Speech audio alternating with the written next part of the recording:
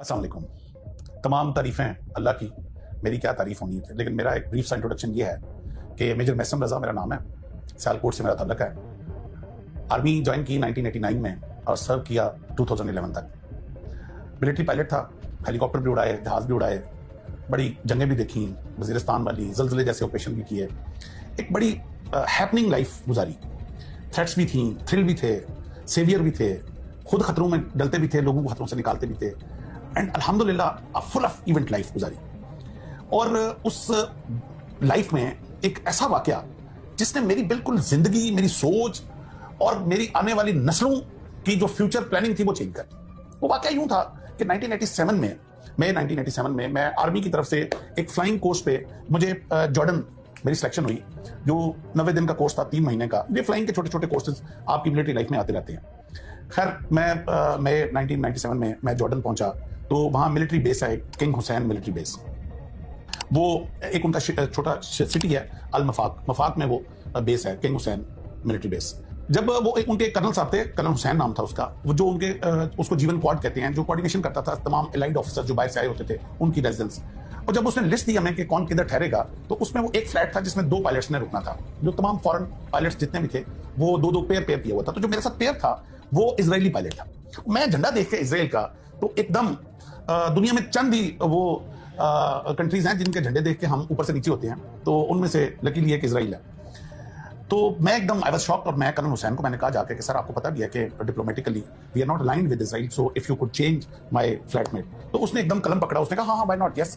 तो अच्छा, जब वो काटने लगा तो ऐसे मेरी तरफ ऊपर देख के मुझे कहता है, but just for your information that pilot of Israel requested me to be your flatmate. अब जब मैंने ये सुना कि दुश्मन ने ये चैलेंज दिया कि मैं पाकिस्तानी ऑफिसर के साथ मुझे कर दें, तो मैंने कहा अब मैं नाम कटवाऊं तो फिर मैं पाकिस्तानी नहीं। तो I accept this challenge, I will live with Israeli pilot for 90 days and then the life starts. 2-4 दिन तकल्लुफ में गुजरे, वो भी थोड़ा रिजर्व लगा। वो समझ रहा था पता नहीं मैं कोई आईएसआई का एजेंट हूं। चंद दिनों में हमें ये समझ आ गई कि ना मैं आईएसआई का एजेंट हूं, ना वो मुसाद का एजेंट है। तो हम दोनों पायलट हैं और कोर्स करने आए हुए हैं। 8-10 दिन के बाद बेतकल्फी हो गई, सुबह क्लास में इकट्ठे जाना, शाम को खाना इकट्ठे खाना। जब बेतकल्फी इस लेवल की हुई तो मैंने उससे पूछा, मैंने कहा you requested me to be your flatmate, he said yes. मैंने कहा is there any particular reason for that? तो जो उसका जवाब था शुएब का, वो मेरा लाइफ चेंजिंग, मेरी पाकिस्तान के साथ मोहब्बत उस दिन मुझे मेरी पैदा हुई मेरे अंदर। उससे पहले मैं बाय डिफॉल्ट पाकिस्तानी था, लेकिन मैं 1997 इस वाकये के बाद मैं बाय चॉइस पाकिस्तानी। उसने जो जवाब दिया वो मैं बार बार इस कौम को वो जवाब बताना चाह रहा हूं। मैं इससे पहले वाली भी एक वीडियो में, मैं उससे पहले वाले एक प्रोग्राम में मैं बताता। ही सेड के हम पैदा हुए थे तो मां की गोद से हमें बताया गया था कि तुम्हारा दुश्मन अरब नहीं है, तुम्हारा दुश्मन पाकिस्तान है। कहता है उसके बाद मकतब में आए तो मकतब में हमें पढ़ाया गया कि तुम्हारा दुश्मन पाकिस्तान है। कहता है मकतब के बाद स्कूल में, मकतब उनके कहते हैं मदरसे टाइप को, जो कंपलसरी है स्कूल से पहले। अच्छा, कहता है उसके बाद स्कूल में आए तो स्कूल में जो चैप्टर हमें एनिमी का पढ़ाया जाता था उसमें झंडा पाकिस्तान का लगा होता था। उसमें पाकिस्तान की ज्योग्राफी पढ़ाई जाती थी, पाकिस्तान का नहरी निजाम पढ़ाया जाता था, पाकिस्तान का फौज की स्ट्रेंथ हमें पढ़ाई जाती थी। कहता है उसके बाद यूनिवर्सिटीज में, कॉलेज में एनिमी के तौर पे हमें पाकिस्तान पढ़ाया जाता। कहता है फिर मैं आर्मी में आ गया। जब आर्मी में आया तो सारी दुश्मन की मिलिट्री स्ट्रेटेजीज जो हैं वो हमें पाकिस्तान की पढ़ाई जाती थी। कहता है जब पैदा होने से लेकर आज तक दुश्मन दुश्मन दुश्मन पाकिस्तान सुनते आए, तो एक मौका मिला कि दुश्मन के साथ 90 दिन गुजारने का, तो वो आर्मी की टर्मिनोलॉजी होती है नो योर एनिमी। तो कहता है नो योर एनिमी का चांस मिला तो why should I miss it. मैं उसकी बात सुन के थोड़ा सा मैं हैरान हुआ। मैंने कहा शुएब ठीक है, हम आपको ड्यू टू मस्जिद अक्सा एंड ड्यू टू फलस्तीन हम डिप्लोमेटिकली आपको एक्सेप्ट नहीं करते, मगर इस लेवल का हमने कभी आपको दुश्मनी के भी काबिल नहीं समझा। हमारे लिए तो इंडिया ही काफी है जो हमारे साथ जुड़ा हुआ है मशरक के ऊपर, और उसके लिए हम काफी हैं, हमारे लिए वो काफी है। तो तुम लोग किस लेवल पे जा चुके हुए? तो हमने भी नेवर थॉट। तो जो इसके बाद जो उसने जवाब दिया वो इससे भी ज्यादा अहम था। उसने कहा तुम लोग अभी सोए हुए हो, अभी तुम्हारे लीडर्स तुम्हें बता नहीं रहे कि तुम लोग क्या हो और क्या काम तुम लोगों से लिया जाना है, जबकि हमारे लीडर्स ने हमें बता दिया। इसलिए हमें बहुत क्लियर है कि तुम लोग क्या हो, लेकिन तुम लोगों को खुद भी नहीं पता तुम लोग क्या हो। और जब मैंने थोड़ा इसरार किया, उसको अनफोल्ड किया, तो उसने कहा कि कभी तुम लोगों ने गौर किया कि पूरी दुनिया का नक्शा ले लो, पूरी दुनिया में 2 कंट्रीज ऐसे हैं जो रिलीजियस आइडियोलॉजी की बुनियाद पर बने हैं, और वो एक पाकिस्तान और एक इजराइल है। पाकिस्तान बना 1947 में, इजराइल बनता 1948। अब what a coincidence, what a coincidence कि 9 महीने के अरसे के अंदर अंदर 2 मुल्क, जो काम जब से दुनिया बनी थी नहीं हुआ था, और वो एक ही 9 महीने के अंदर अंदर वो काम दुनिया में होता है। पाकिस्तान बनता है 27 रमजान को, वो मुबारक ताक रात जिसके लिए हमारा कुरान भी ना अंज़लना पूरी उतरी उसके ऊपर, हमारी सारी दुनिया जानती है कि वो ताक़त क्या है हमारे लिए। जिस रात फरिश्ते उतरते हैं अपनी रहमत के लिए, खुदा फरमा रहा है, और साथ वो भी अल्लाह का, तुम क्या जानोगे ये रात क्या है। और इजराइल बनता है 1948 में। अब जब वो कहता है, शोएल कहता है मुझे कि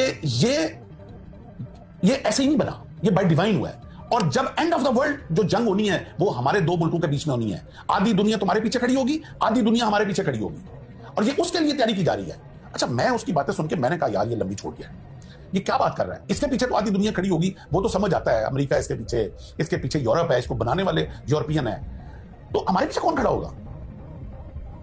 तो अब आके वो क्या कहता है, अब आके कहता है कभी तुम लोगों ने गौर किया, ऐसे उसने ना सामने वो एक पेंसिल पड़ी हुई थी जो हम पढ़ रहे थे, ये ड्यूरिंग स्टडी ये हमारी डिस्कशन हो रही थी, उसने पेंसिल पकड़ के ना कहता है तुम लोगों के अंदर ये कैपेबिलिटी नहीं है अभी कि ये पेंसिल बना सको अपने मुल्क में, ये चाइना से इंपोर्ट करते हो, जबकि इस वक्त दुनिया का सबसे लेटेस्ट 3 न्यूक्लियर टेक्नोलॉजी तुम लोग बना के बैठे हुए। This is a miracle. तुम लोग अपना शार्पनर चाइना से मंगवाते हो, जबकि इस वक्त तुम फाइटर जेट बना रहे हो, उस वक्त हम प्रोडक्शन शुरू हुई थी, यानी कि वो टेक्नोलॉजी अभी JF-17 अल्हम्दुलिल्लाह अभी तो प्रोडक्शन भी हो गई, और वर्ल्ड लेटेस्ट जो अभी हमारा जहाज है और अभी एक्सपोर्ट भी हो रही है। ये मुझे उसने 1997 बोला, कहता है ये ऐसे ही हो गया, दुनिया की 6ठी प्रोफेशनल आर्मी लेके बैठे हुए हो तुम लोग, और जो कंपटीशन इंटरनेशनल आर्मी का होता है उसमें तुम्हारी फौज नंबर 1 होती है। कहता है ये ऐसे ही हो गया, जबकि तुम लोग इस वक्त IMF के कर्जे के अंदर बुढ़े हुए, ये कौन कर रहा है, ये बाय डिवाइन हो रहा है, समबडी इज डूइंग इट, ये तुम लोगों को खुद नहीं अभी समझ आ रहा। ये जब आखिरी वक्त आना है, जब हम दोनों ने आमने सामने खड़ा होना, तुम लोगों को उस वक्त तुम्हारे लीडर्स ने तुम्हें गाफिल रखा हुआ है, वो बेतकल्लफी की वजह से फरत जज्बात में बोल गया, या कुछ ऐसा भी है कि हम पाकिस्तानी होस्ट बड़े अच्छे होते हैं, मैं उसको अक्सर बाहर खाने के लिए ले जाता था, बिल मैं पे करता था, तो वो हमारी जो अच्छी होस्ट होने की एक काबिलियत है ना, तो शायद उस वजह से वो सच उगल गया मेरे आगे। आप यकीन करें कि वो दिन था जिस दिन, उससे पहले मैं बाय डिफॉल्ट पाकिस्तानी था, लेकिन उसकी बातें सुन के मैं बाय चॉइस पाकिस्तानी हो गया। मेरे सारे रिश्तेदार फॉरेन कंट्रीज में थे, मेरे ससुराल सारा फॉरेन कंट्रीज में था, and they wanted me to settle in USA, and I had all the opportunities to do very good abroad. मेरे पास सब कुछ था, मगर I decided not to leave this country ever ever ever. और मैंने अपने बच्चों को भी कह दिया कि जिंदगी है, खुदा करे कि वो मौका आए, वो आखिरी जंग हमारी जिंदगी में इजराइल के आमने सामने हो, खुदा करे मुझे मौका मिले कि मैं पहली सफ में लड़ रहा हूं, खुदा करे कि वो खिलाफत और वो इमामत जो इमाम मेहदी लेके आएंगे, जो हमारी दज्जाल के साथ जंग हो, वो हमें और मेरी औलाद को मौका मिले कि हम अगली सफों में लड़ रहे हों।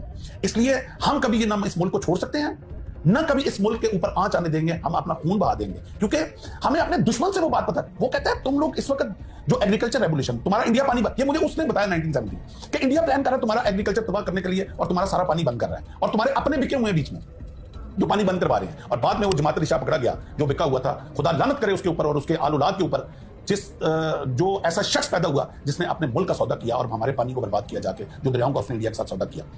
तो भाई ये हबील और कबील की जंग है, ये हक और सच की जंग है, ये डे 1 से जिस दिन इंसानियत बनी है ये जारी हुई, ये जंग जारी रहेगी। अब आपकी चॉइस है, आपने हक के साथ खड़े होना है या आपने बातिल के साथ खड़े होना है। ये जंग आदम के बाद हबील और कबील में जारी रही, ये मूसा और फिरौन में जारी रही, ये नबी करीम सल्लल्लाहु अलैहि वसल्लम और कुरैश के बीच में जंग जारी रही, ये बाद में हुसैन और यजीद की जंग है। ये हक और बातिल क़यामत तक रहेगी। हमने ये फैसला करना है कि मुसीबतों से, ये बिजली के बिलों से, ये नाकस पॉलिटिकल सिस्टम से तंग आके हमने अपनी फौज को गालियां देनी है, हमने अपने मुल्क को गालियां देनी है, और ये गालियां देके हमने जाके बातिल के साथ खड़े हो जाना। और 4 दिन की जिंदगी है यार, कौन सी लंबी जिंदगी लेके आए हो, कौन था यार, कौन हजारों साल जिया है। आज हमसे बड़े बड़े लोग जो पहले पैदा हुए इतनी आसाइशों की जिंदगी जी रहे थे, आज कब्रों में पड़े हुए हैं। 4 दिन की जिंदगी है ये, सिर्फ ये इम्तहान की जिंदगी। आपने हक के साथ खड़े रहते हो या तुम मुसीबतों से तंग आके बातिल की तरफ। जो लोग आज अपनी फौज को गालियां दे रहे हैं, ये चंद लम्हे के लिए करबला की उस जंग और उस आग की तपश को याद कर लें कि जो मुसीबतें उन्होंने उठाई अहले बैत ने, और किस तरह उन्होंने हक के साथ खड़े रहे।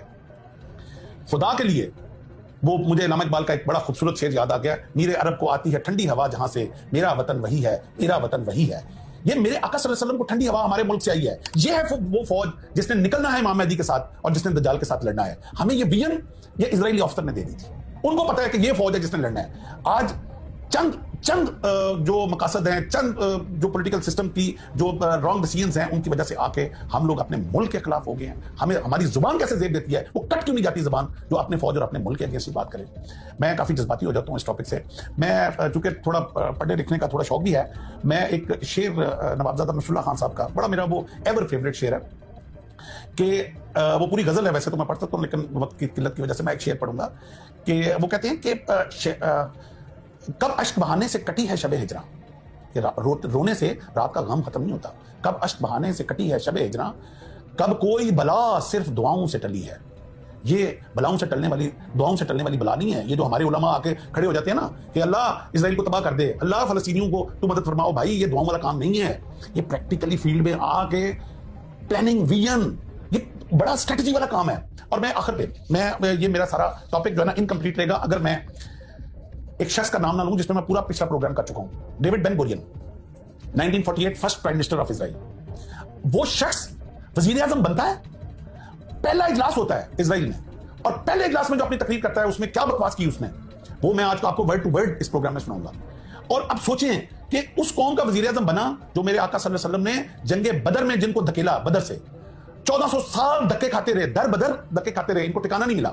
यूरोप ने पहली और दूसरी जंग अजीम के बाद प्लानिंग करके इनको एक ठिकाना दिया फलस्तीन के अंदर, और जब इनको छत मिली, जिस दिन छत मिली उस दिन डेविड बेन गुरियन पहले इजलास में क्या बकवास करता है, मैं वर्ड टू वर्ड उसको कोट अनकोट करूंगा।